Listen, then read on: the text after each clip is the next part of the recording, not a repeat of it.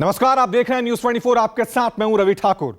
2024 में सत्ता के फाइनल का काउंटडाउन शुरू हो गया है। बीजेपी में कैंडिडेट सिलेक्शन जोर पकड़ चुका है। दिग्गज जमीनी तैयारियों के कील कांटे दुरुस्त करने में जुटे हुए हैं और दूसरी तरफ इंडिया गठबंधन की बैठकों का ना तो दौर खत्म हो रहा है, ना जमीन पर कोई पोजीशन नजर आ रही है। तैयारियों के नाम पर अभी तक सिर्फ बैठकें हैं और आपसी मतभेद है।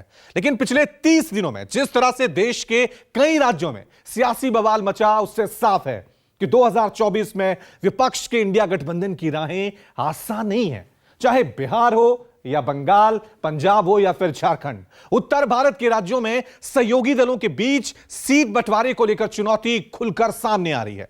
ऐसे में आज आधे घंटे में हम इंडिया की क्या है चुनौती और 2024 के महाभारत में कौन जीतेगा उत्तर भारत, इसी का विश्लेषण करेंगे।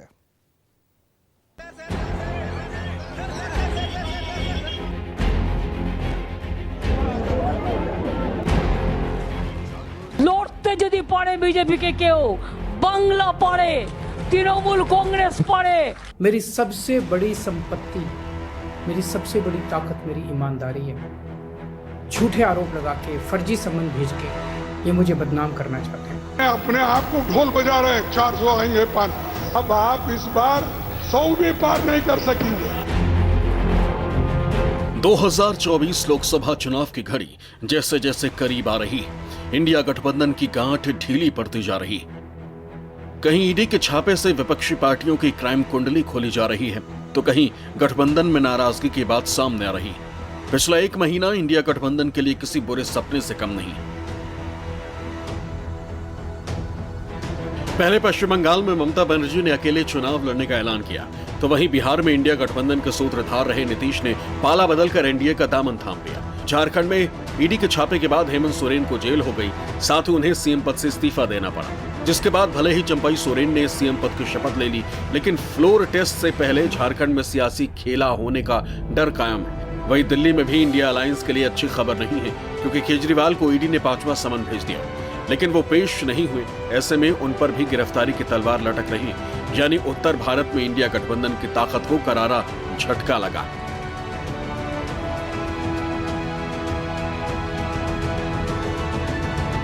2024 के आम चुनाव में भले ही इंडिया गठबंधन बीजेपी को हराने का दावा कर रही हो, लेकिन ताजा घटनाक्रम ये साफ इशारा कर रहे हैं कि इंडिया गठबंधन में सब कुछ ठीक नहीं है।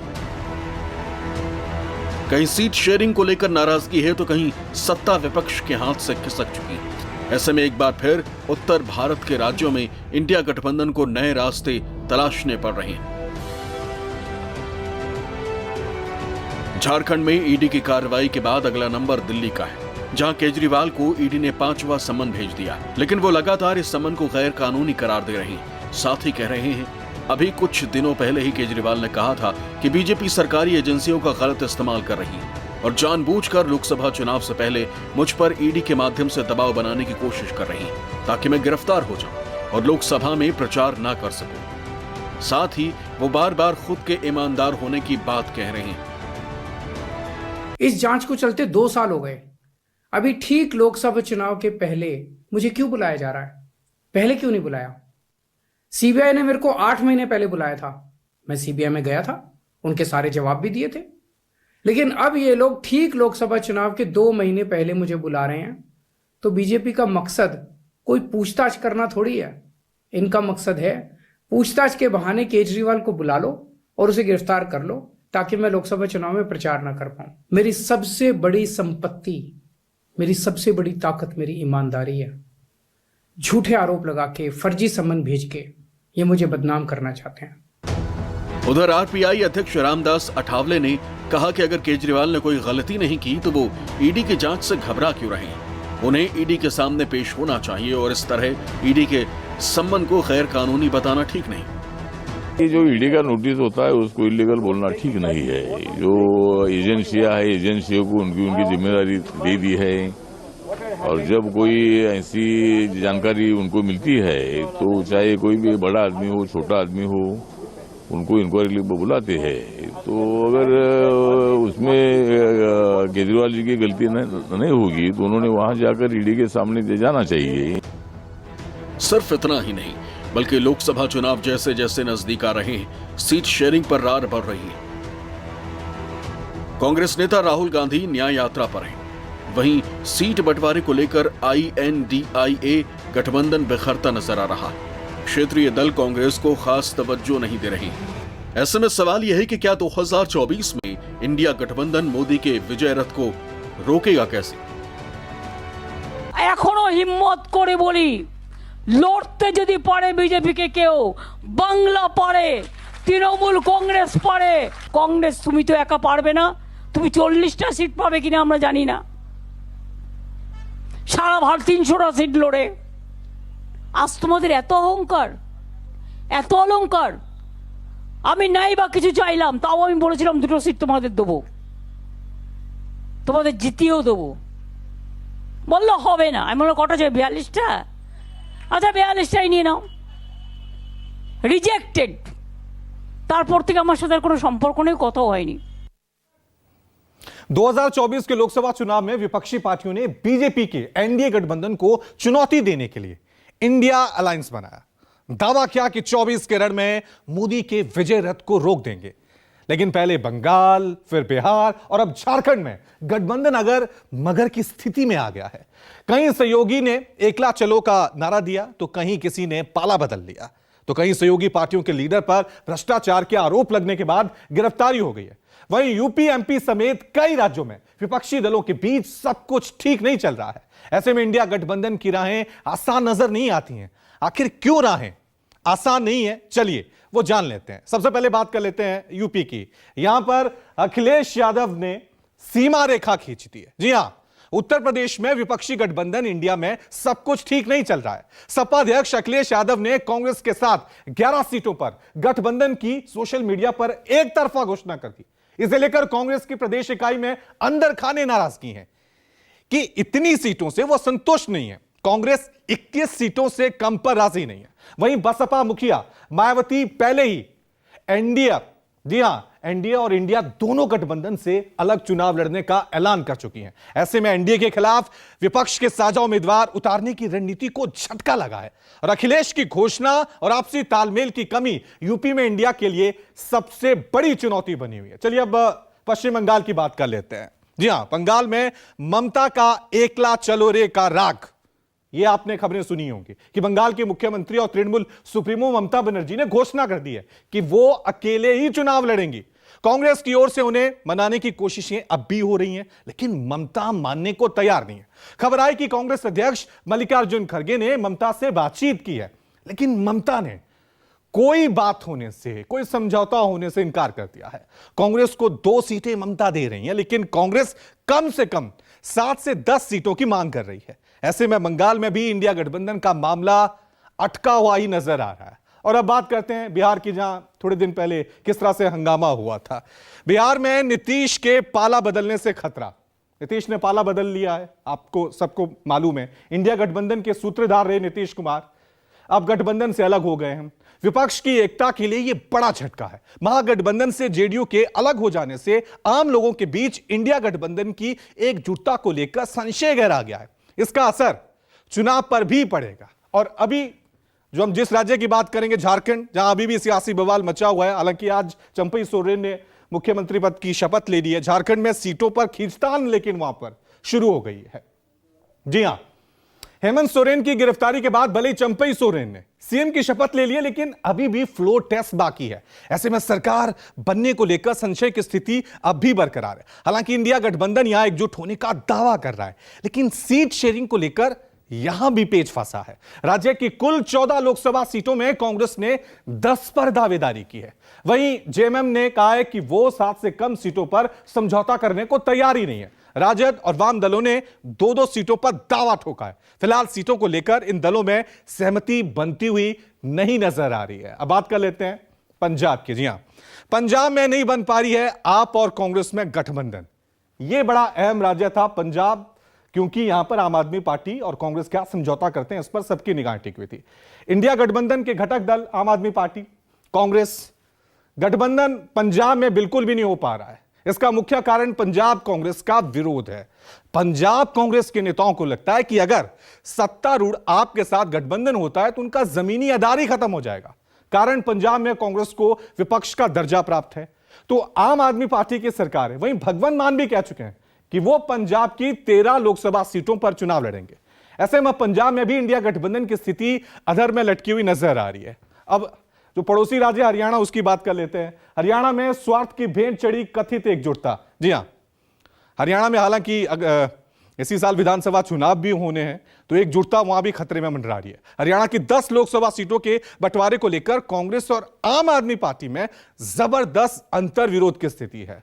कांग्रेस किसी भी सूरत में आम आदमी पार्टी को एक भी लोकसभा सीट देने के लिए तैयार नहीं है। वहीं आम आदमी पार्टी 2 से 3 सीटों की मांग कर रही है। ऐसे में हरियाणा में भी विपक्षी गठबंधन में तालमेल नजर नहीं आ रहा है। तो सवाल यह है कि जो इंडिया अलायंस के लिए इतनी मार्केटिंग की गई थी और यह दावा किया गया था कि हम एनडीए को हरा देंगे, उसकी राहें अभी बिल्कुल भी आसान नजर नहीं आ रही हैं। विपक्ष की इंडिया गठबंधन देखने में तो एक लंबा चौड़ा कुनबा नजर आता है, लेकिन यहां भी सभी दलों की अपनी अपनी महत्वाकांक्षाएं। सभी दल ज्यादा से ज्यादा सीटों पर चुनाव लड़ना चाहते हैं। ऐसे में सीट शेयरिंग को लेकर आपसी सहमति बिठाना गठबंधन के नेताओं के लिए सबसे बड़ी चुनौती। उधर कांग्रेस के राष्ट्रीय अध्यक्ष साफ साफ कह रहे हैं गठबंधन में सब कुछ ठीक है और बीजेपी 400 का सपना ना देखे, क्योंकि 400 तो दूर वो 100 सीटें भी नहीं जीत पाएगी। यानी अपने आप को ढोल बजा रहे हैं 400 आएंगे 5। भाई आपके आने हैं, हाँ आपके आने हैं, तो ये सब क्यों नहीं कर रहे? अब आप इस बार 100 भी पार नहीं कर सकेंगे। 100 भी। इंडिया स्ट्रांग है, इंडिया स्ट्रांग है। सीट शेयरिंग के मुद्दे पर बात भले ही हो रही हो, लेकिन लोकसभा चुनाव के नजरिए से राज्यवार सीट बंटवारे का हल निकालना इतना आसान भी नहीं। लोकसभा की 230 सीटों का बंटवारा विपक्षी गठबंधन के लिए सबसे बड़ी चुनौती, जिनमें उत्तर प्रदेश में 80 लोकसभा सीटें हैं, जहां समाजवादी पार्टी 60 से 20 वाला फॉर्मूला चाहती है। ऐसे में कांग्रेस के लिए मुश्किलें खड़ी हो सकती हैं, क्योंकि कांग्रेस यूपी में 20 सीटों पर चुनाव लड़ने के मूड में। दूसरा राज्य है पश्चिम बंगाल, जहां कुल 42 लोकसभा सीटें हैं, लेकिन ममता बनर्जी वाम दल के साथ जाने के मूड में नहीं। साथ ही वो सभी सीटों पर अकेले चुनाव लड़ने का ऐलान कर चुकी हैं। ऐसे में कांग्रेस के लिए यहां सबसे बड़ी चुनौती है।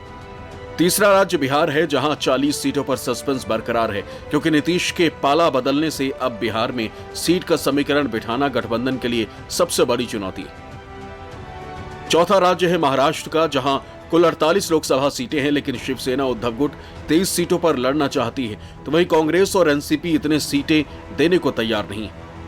पांचवा राज्य है पंजाब, जहां कुल 13 लोकसभा सीटें हैं, लेकिन सबसे बड़ा पेच यहां फंसा हुआ है, क्योंकि पंजाब कांग्रेस के नेता यहां आम आदमी पार्टी के साथ चुनाव लड़ने के फेवर में नहीं, वो सभी 13 सीटों पर चुनाव लड़ना चाहते हैं। इन्हीं कुल सीटों पर आप भी इशारा कर चुके हैं चुनाव लड़ने का। और छठा दिल्ली की 7 लोकसभा सीटों की फाइट है, जिसका पेच सबसे ज्यादा बड़ा है। इन 7 की 7 सीटों पर चुनाव लड़ने को लेकर आप और कांग्रेस दोनों के बीच का विवाद सार्वजनिक भी हो चुका है। यानी 230 सीटें ऐसी हैं जहां इंडिया गठबंधन के लिए सीट शेयरिंग का हल निकालना सबसे बड़ी चुनौती है। साथ ही गठबंधन में खुद को बड़े भाई की भूमिका में देख रही कांग्रेस के लिए राहें कांटों भरी नजर आती है। हालांकि दक्षिण के राज्यों में सीट शेयरिंग के लिए इंडिया गठबंधन के लिए राहें थोड़ी आसान नजर आती हैं, जिनमें तमिलनाडु की 39 सीटें, जहां कांग्रेस और डीएमके के बीच गठबंधन पर सहमति बन सकती है। केरल की 20 सीटें हैं, जहां गठबंधन का फॉर्मूला आसानी से तय हो सकता है। यूडीएफ और कांग्रेस के बीच सामंजस्य का संकेत पहले से है। कई राज्यों में विपक्षी दल गठबंधन बनाकर भी भारतीय जनता पार्टी को नहीं घेर सकते। ये जरूर है कुछ राज्यों में जहां कांग्रेस अपने आप को एक बड़ी ताकत मानती है, वहां भी सहयोगी दल उससे टिकट मांग रहे हैं, तो इसका लिहाजा इसका असर दूसरे राज्यों पर पड़ेगा। जैसे मध्य प्रदेश में समाजवादी पार्टी अगर कांग्रेस से सीट मांगती है, तो उत्तर प्रदेश में जिस तरह से समाजवादी पार्टी ने घोषणा कर दी कि केवल 11 सीटें देंगी, तो लगता है ये आगे जाके गठबंधन टूटने वाला है। भले ही गठबंधन में तमाम खींचतान चल रही हो, लेकिन कांग्रेस ने उम्मीदें नहीं छोड़ी। कांग्रेस को उम्मीद है कि राहुल गांधी की भारत जोड़ो न्याय यात्रा देश में कांग्रेस के लिए माहौल तैयार करने में सफल होगी। एक तरफ नरेंद्र मोदी और आरएसएस, दूसरी तरफ इंडिया। इंडिया एक विचारधारा है, एक सोच है, और आज इंडिया के पास हिंदुस्तान का तकरीबन 60% वोट है। उत्तर भारत में इंडिया गठबंधन के 3 बड़े घटक दल थे, ममता, नीतीश और अखिलेश। ममता अकेले चुनाव लड़ेंगी, नीतीश एनडीए में शामिल हो गए, तो वहीं अखिलेश यादव के 11 सीटों वाले ऑफर पर कांग्रेस चुप्पी साधे हुए। यानी पहले बंगाल में ममता ने गठबंधन को डेंट लगाया और फिर बिहार में नीतीश ने झटका दिया, और अब यूपी में अखिलेश का ऑफर साफ दर्शाता है कि गठबंधन की राहें 2024 के चुनाव आते आते कितनी मुश्किल हो रही। बीजेपी के हार्ड हिंदुत्व से अकेले दो हाथ करना फिलहाल किसी सियासी पार्टी की अकेले बूते की बात नजर नहीं आ रही। महागठबंधन को इसकी काट अगड़े पिछड़े के समीकरण को साधने में नजर आती है, लेकिन उसके सीट शेयरिंग का फॉर्मूला लागू होना अनिवार्य है। यूपी में अखिलेश यादव ने कांग्रेस को 11 सीटें देने का ऐलान तो कर दिया, लेकिन कांग्रेस के दिल में आज भी यूपी की 21 सीटें फंसी, जो उसने 15 साल पहले यानी 2009 के लोकसभा चुनाव में जीती थी। लेकिन अखिलेश यादव को ये मांग हजम नहीं हो रही। यही वजह है कि दिल्ली में सीट बंटवारे को लेकर कांग्रेस और समाजवादी पार्टी के बीच 3 दौर की बैठक के बाद भी सीट बंटवारे का फच्चा फंसा हुआ है। सूत्रों के मुताबिक कांग्रेस 25 सीटों की मांग कर रही, और वो उन 21 सीटों से कम पर कतई समझौते को राजी नहीं है, जिन पर 2009 में पंजे का परचम लहराया था। हालांकि ममता बनर्जी के तल्ख तेवर के बाद कांग्रेस नेतृत्व फूंक फूंक कर कदम उठा रही। This whole alliance is being discussed, all the seat sharing is being discussed on a state-by-state basis. No one is going to have a one-size-fits-all solution. In each state, the story will be different. Please understand that you're not going to get one simple answer everywhere. That we are all focused on the imperative need of changing the union government. The government in New Delhi, Mr. Modi and the BJP will need to be changed, and that's the ultimate objective of all of us. उधर अखिलेश यादव लगातार BJP पर हमलावर हैं। उनका मानना है कि इस बार यूपी की जनता इंडिया गठबंधन के पक्ष में फैसला सुनाएगी और बीजेपी को करारी शिकस्त मिलेगी। अखिलेश का कहना है कि बीजेपी यूपी में हताश है और इस बार वो यूपी के अपने सभी सांसदों के टिकट काटेगी। मैं आप लोगों को ब्रेकिंग न्यूज देना चाहता हूं। भारतीय जनता पार्टी अपने सभी सांसदों की टिकट काटने जा रही है, एक के सिवाय, और वो भी जो एक है वो भी अपनी सीट बदलने की सुना है, सीट बदलना चाहते हैं।